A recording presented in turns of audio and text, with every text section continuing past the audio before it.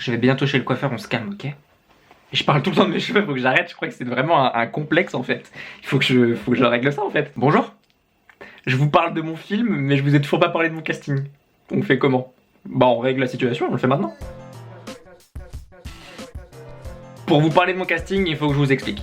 Il y a 1 an, après avoir travaillé 2 ans dans une entreprise qui respecte pas ses employés, j'ai rencontré le LABEC, le Laboratoire d'Expression et Création. En gros, ils sont situés dans le 20e arrondissement de Paris et c'est des intervenants qui mènent des ateliers autour du théâtre et du cinéma. Que ce soit l'écriture, que ce soit l'acting, le tournage, etc. Je travaille avec eux pour la captation d'événements et pour les aider sur les différents projets cinématographiques.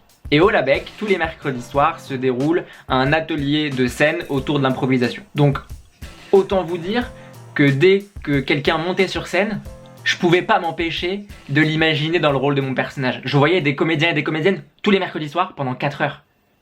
Évidemment que je pensais à mon film. Et dans le lot, il y a Emmanuel et Sana.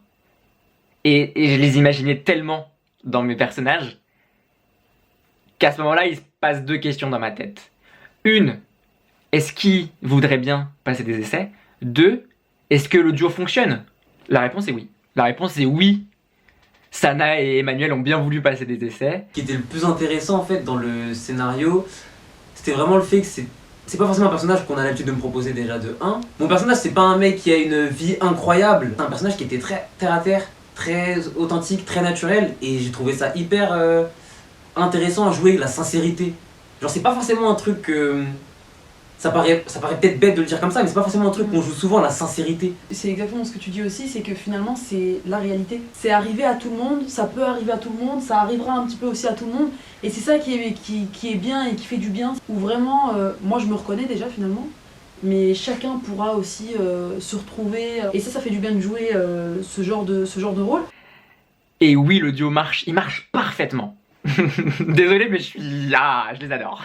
On s'est donc lancé dans les répétitions et vu que mon film se passe en 2 temporalités, on a d'abord commencé par répéter la première temporalité, qui est celle de la rencontre.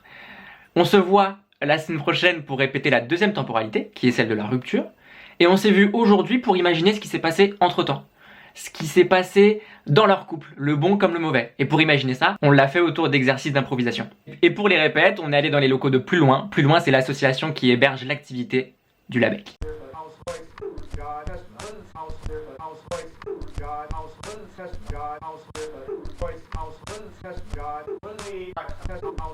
pense qu'on pourrait déplacer cette armoire chez moi.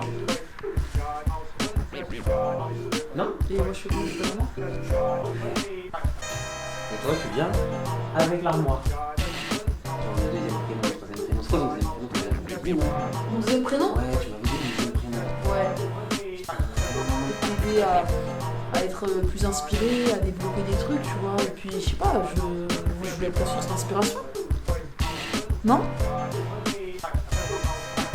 En vrai, j'étais grave déconnecté, tout se passait bien. Dans ma tête, j'étais trop heureux, tu vois.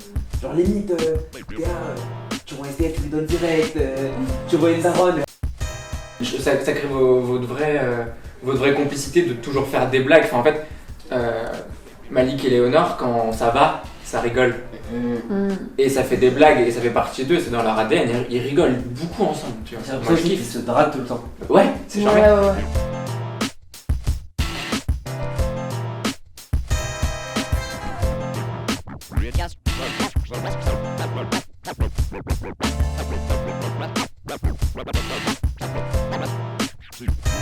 En fait, ces impros-là, putain, c'est vrai qu'elles sont vraiment très très utiles parce que ça me construit vraiment le personnage de Malik aussi, tu vois ce que je veux dire? Genre, en plus de la relation, de mieux en mieux, j'arrive à me mettre à sa place. Je sais pas si tu vois ce que je veux dire. Bah, totalement. Et du coup, ça fait que là, quand je parle et que j'improvise, c'est vraiment devenu instinctif, tu vois. Je me dis, ah ok, Logique que je réagisse comme ça, il est ouais. logique qu'il dise ça, logique que, tu vois. C'est trop cool ces impros, franchement. Ouais, moi je kiffe, moi ça me fait trop du bien de vous voir, de vous voir faire exister le couple comme ça. Et puis effectivement, il y a eu tous les moments hyper mignons, hyper heureux. Et là, il y a un truc hyper. C'est trop. Enfin, je suis hyper attaché à Malik et Léonore en fait. Ouais. En fait, à cause du taf, je t'avais dit, une feuille blanche là, ça m'envoie de fou. J'arrive à rien. Ouais, je sais pas, franchement.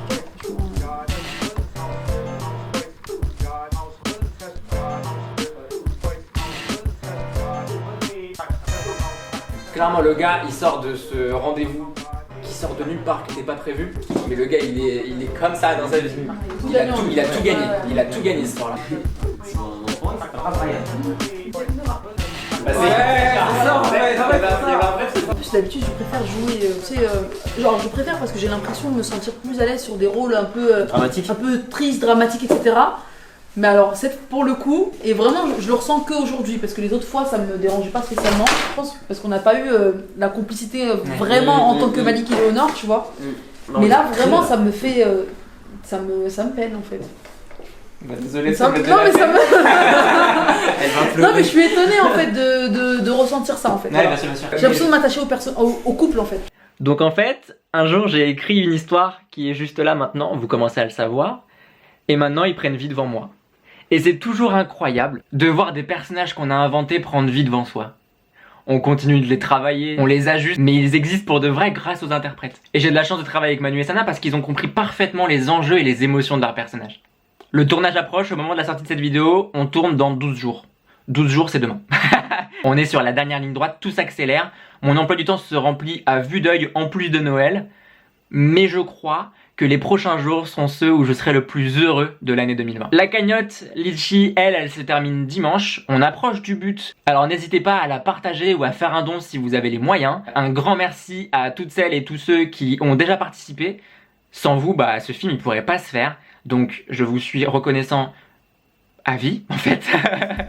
Je vous dis à très bientôt, ciao.